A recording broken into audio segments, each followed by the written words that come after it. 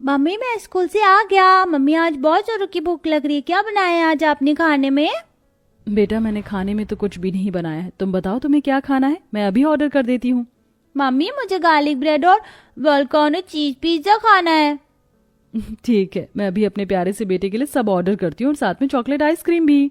अपने 6 साल के बेटे मोहित के स्कूल से आने पर मानसी खुद खाना बनाने के बजाय उसे उसकी पसंद का जंक फूड ऑर्डर करके खिलाती है। मम्मी ये चीज पिज्जा तो बहुत ज्यादा टेस्टी है, मैं आज रात में भी खाने में यही खाऊंगा। ठीक है बेटा, मैं रात के डिनर में भी यही पिज्जा ऑर्डर करूंगी।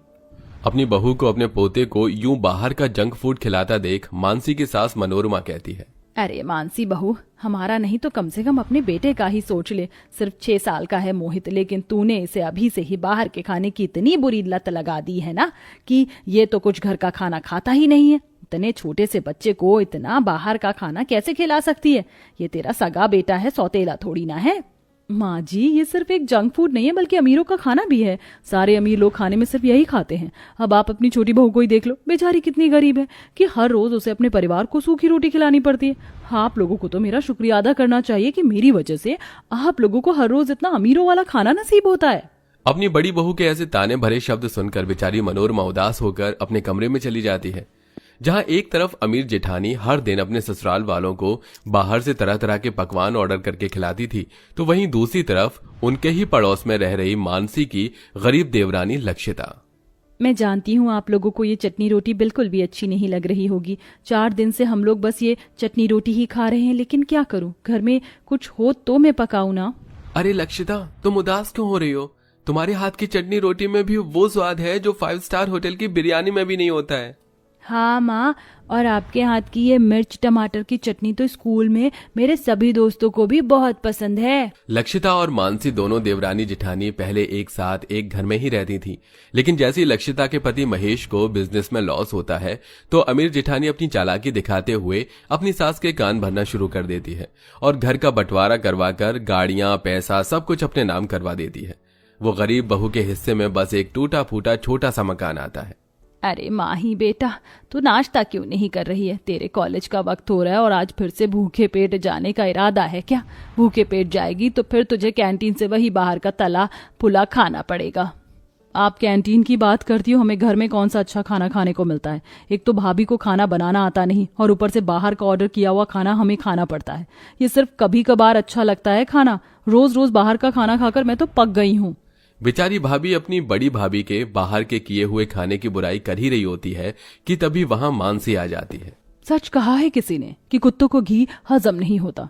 अरे इसे अपनी खुशकिस्मती समझिए कि हर रोज आपको इतनी वैरायटी का टेस्टी खाना खाने को मिलता है, वरना अपनी गरीब बहू को ही देख लीजिए, बेचारी कैसी हालात में रह रही है। अरे उसे तो इतना अमीर खाना खाने के सपने भी नहीं आते होंगे।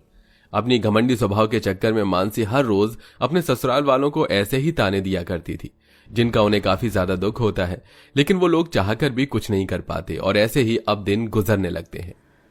अरे ये नूडल्स तो काफी ज्यादा बच गए हैं, अब तो मेरा मन भी नहीं कर रहा इन्हें खाने का। एक काम करती हूँ, इन्हें फेंक देती हूँ। अरे फेंकना क्यों है, इनका इस्तेमाल तो मैं अपनी प्यारी गरीब देवरानी को चढ़ाने के लिए करूंगी। मानसी नूडल्स से भरी प्लेट को सीधा अपने गरीब देवरानी के घर पर ले जाती है। नूडल्स को देख गरीब देवरानी का बेटा बिट्टू काफी ज्यादा खुश होता है। अरे वाह माँ, देखो चाची हमारे लिए नूडल्स लेकर आई हैं। चाची जल्दी से मुझे नूडल्स दो ना, मुझे बहुत जोरों की भूख लग रही है। अरे हाँ दे रही हूँ बेटा, थोड़ा सब्र रखो। आई नो कि तुम इतने गरीब हो कि तुम्हें हर रोज सूखी रोटी खाकर अपना गुजारा करना पड़ता है। वो मैंने आज नूडल्स मंगवाए थे तो थोड़े बच गए थे, तो मैंने सोचा फेंकने से अच्छा है तुम्हें दे दूं। अब मेरी बदौलत तो मेरा ससुराल हर रोज इतना अच्छा खाना खा ही रहा है, तो तुम्हें भी तो एक बार ऐसा मेरा वाला खाना मिलना चाहिए। अपनी अमीरी का घमंड दिखाते हुए मानसी अपनी गरीब देवरानी लक्षिता को नूडल्स के प्लेट पकड़ाकर वहां से चली जाती है। अपनी जेठानी का ऐसा बर्ताव देख लक्षिता को दुख तो होता है, लेकिन वो उससे कुछ नहीं कहती और अब ऐसे ही समय गुजरने लगता है। ये क्या जी, आप खाना क्यों नहीं खा रहे हैं? लक्षिता, निवाला गले से नहीं उतर रहा है। लगता है हर रोज चटनी रोटी खा खा के मेरा गला छिल गया है। आपको ऐसे देखकर मुझे बिल्कुल भी अच्छा नहीं लग रहा है। वैसे भी सुबह से आपने कुछ नहीं खाया है। एक काम करती हूँ, जेठानी जी के पास जाकर सब्जी ले आती हूँ। कम से कम एक दिन तो आपको सब्जी से रोटी खाने को मिलेगी। लक्षिता जैसे ही सब्जी लेने के लिए अपने अमीर जेठानी के घर पर जाती है तो देखती है कि कैसे उसकी अमीर जेठानी आज भी ससुराल वालों को खाना खिलाने के लिए बाहर से ही खाना ऑर्डर कर रही है। आज तो मंचूरियन है और चिली पोटैटो खाकर सबको मजा ही आ जाएगा। मानसी, मेरी तरह तुम भी इस घर की बहू हो। अब मैं तो गरीब हूं तो इसलिए अपने ससुराल वालों को अच्छा खाना बनाकर नहीं खिला सकती, लेकिन तुम्हें तो उनकी सेहत का ध्यान होना चाहिए। हर दिन तो तुम ऐसे ही बाहर से खाना ऑर्डर करके खिला रही हो। क्या ये उनकी सेहत के लिए ठीक होगा? ये जो खाना है ना, इसे अमीरों वाला खाना कहते हैं। बाहर के देशों में हर कोई सिर्फ यही सब खाता है। दूसरे देश और उनके शरीर की बात हमसे काफी अलग है, और इसका मतलब ये नहीं कि अगर वो ये सब खाते हैं तो कुछ हेल्दी नहीं खाते। वो लोग हरे पत्तेदार सब्जी भी खाते हैं, समझी? ओह प्लीज, अपना ये गरीबों वाला ज्ञान अपने पास ही रखो। अगर तुम्हारे पास भी मेरी तरह पैसे होते ना, तो तुम भी हर रोज सूखी रोटी नहीं खाती, बल्कि हमारी तरह अमीरों वाला खाना खाती। अब खड़े खड़े मेरी शक्ल क्या देख रही हो? जाओ, दफा हो जाओ मेरे घर से। अपनी देवरानी के समझाने पर भी अमीर जेठानी को उसकी बातों से कोई फर्क नहीं पड़ता और वो अभी भी बाहर से ही खाना ऑर्डर करके अपने ससुराल वालों को खिलाती है। ऐसे समय गुजर जाता है।